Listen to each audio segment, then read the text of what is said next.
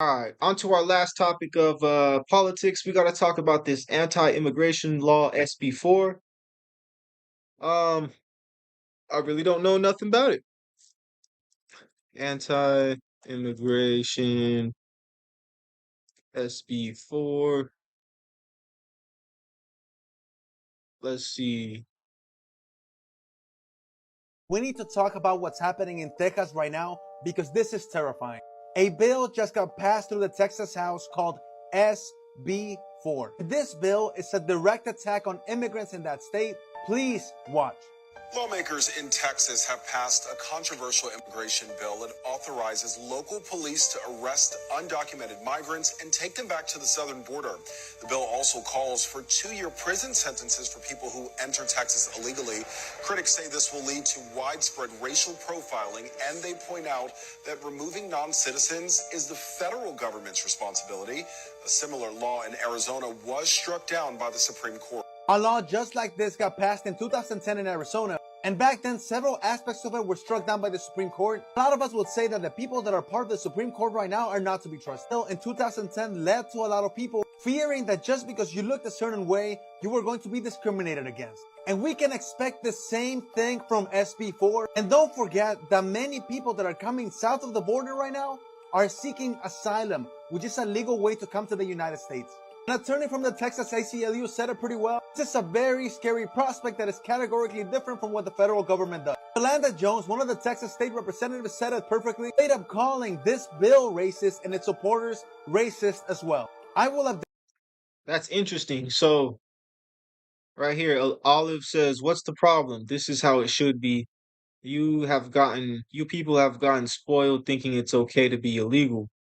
And then the creator said, "People are literally seeking asylum, which is a legal way of coming here. You're just racist and say you're just racist and move on." So what is asylum? I never even really knew about that. Which let's look it up. Asylum, immigration. Yeah. Let's get down to the nitty gritty, yo, before we get down to the pop culture. Y'all know, man, we're gonna have some fun when we get to the pop culture section. It's just like, yo, what's up, Tiger King? Hey, thank you, bro. I appreciate you, man. Supporting the movement, bro. Heck yeah. All right. How does this asylum thing work? If you enter the United States and is seeking asylum, I want to inform you that you have to file your asylum application within 1 year of entering. Even if you have not yet received a court date, you must still file that application. Because if you file your application after the 1 year deadline, you risk being deported. And know as well that once you file that application, 150 days after, you're eligible to apply for a work permit. The work permit gets you your social security number. Oh, wow. So, wait, hold on. Let me hear that again. If you enter the United States and is seeking asylum, I want to inform you that you have to file your asylum application within 1 year of entering.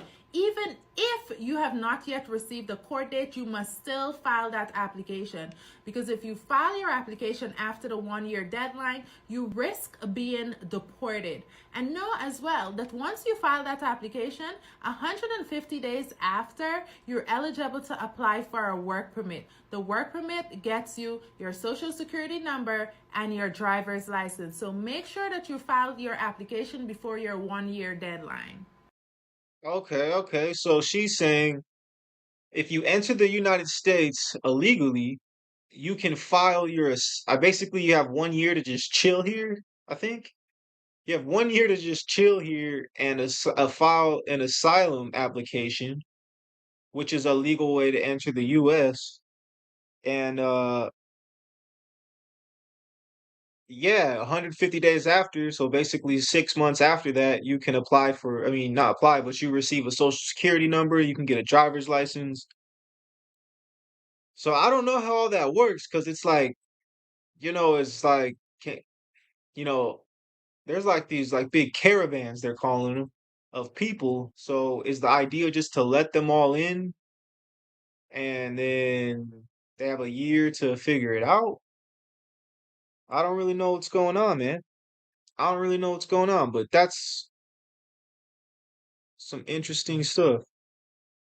Breaking immigration news for affirmative asylum seekers. Starting from September 13th, 2023, there's a new rule for people applying for asylum in the US through what they call the affirmative process. If you're one of those applicants and you're not comfortable or fluent in English, or let's say you just want to have your interview in another language, you now have to bring your own interpreter to the asylum interview. This wasn't always the case. During the COVID policy, you had to use a USCIS interpreter for interviews. Just keep in mind, whoever you're bringing in as your interpreter needs to be at least 18 years old. They should also be fluent in English and in the language that you speak. So make sure that you got that covered before you head for your interview.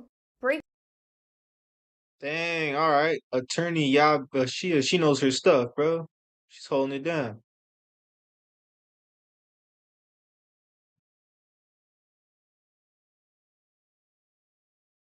It's interesting. Have you seen these images of this caravan of nearly 10,000 immigrants going from the south of Mexico to the U.S. border, and listen to them talk about themselves, who they are, and what they want? Listen.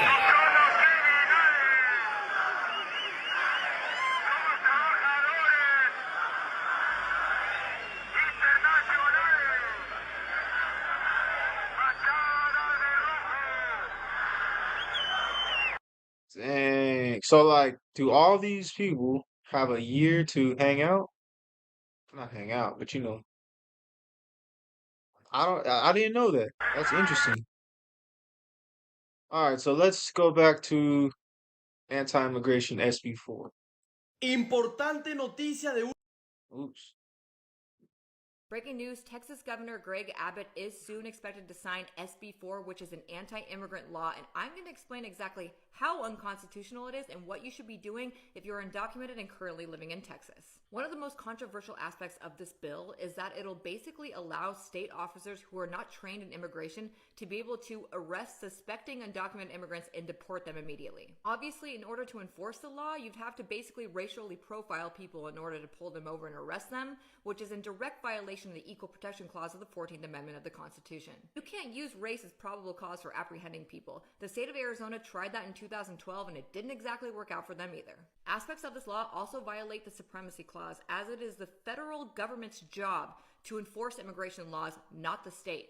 Federal laws do not authorize any random police officer to just enforce immigration laws without due process. The fact that Texas is actually trying to do this is a very...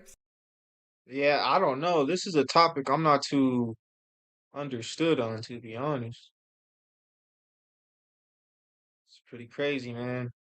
So they're saying now basically like any plainclothes, not plainclothes, any like regular police officer can basically look at someone, and if he thinks they're an immigrant, he can check, I guess, and then if they're immigrants, can deport them. Let's see. Noticia de inmigración de última hora. Están al tanto que acaba de entrar. Whoa, whoa, whoa. All right, y'all. We'll catch me.